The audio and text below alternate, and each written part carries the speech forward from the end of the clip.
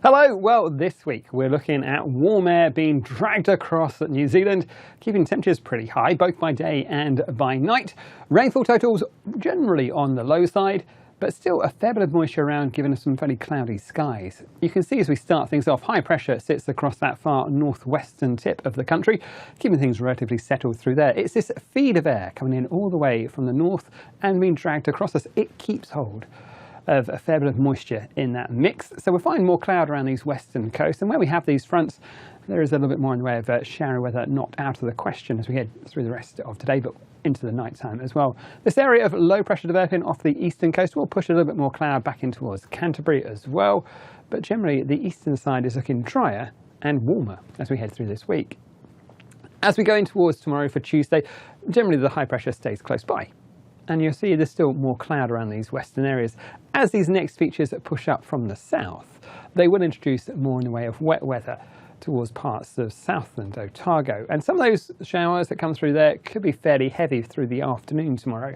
The other spot likely to find some sharp showers, perhaps those far northeastern ranges separating the Bay of Plenty and Tairafti. We could find some showers through there. Most of those up in the ranges, but I think it is something to keep a close eye on, perhaps keep an eye on the radar charts there. But really, it's more cloud in those western areas, and I think a bit more in the way of moisture as well.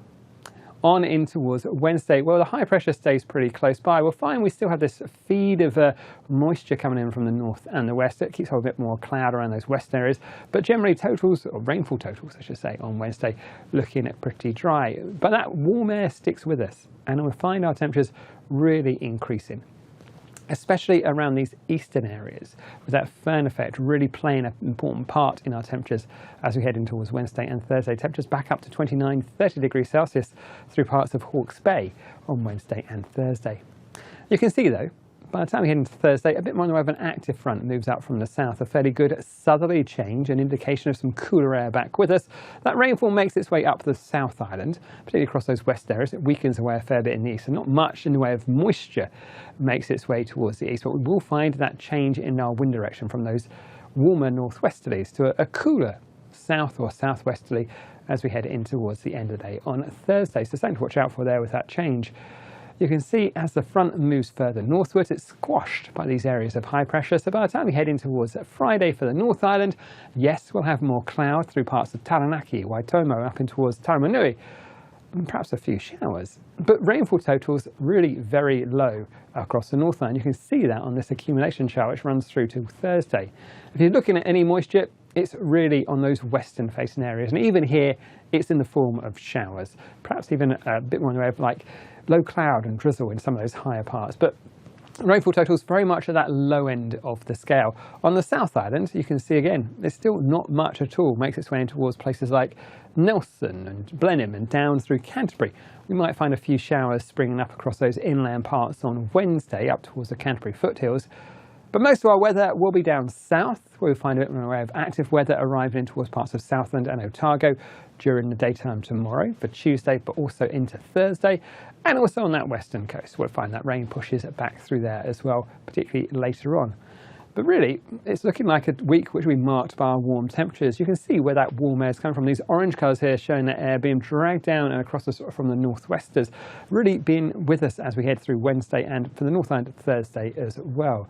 There is that next southerly change. You can see those blue colours starting to edge closer towards us as we head through Thursday and Friday.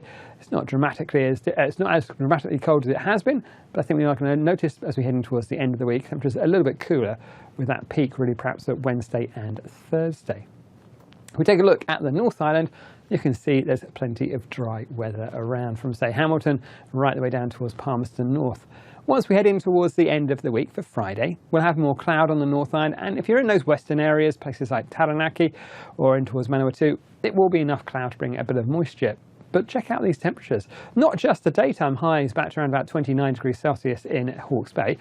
Not unusual for you to go those temperatures that high, but these nighttime lows are really, it's a struggle to call them low, it has to be said. 15 degrees Celsius there for Hawke's Bay as we head through the nighttime Thursday in towards Friday, and really looking at those temperatures, a very warm run of days and nights coming up.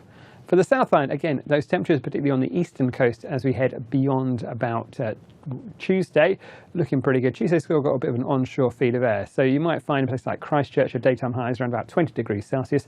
Mount Cook, you might get to around about 23 or so. So, you know, head further inland, you get a bit more brightness and some more temperatures. But you can see these temperatures, again, pretty decent through the daytime.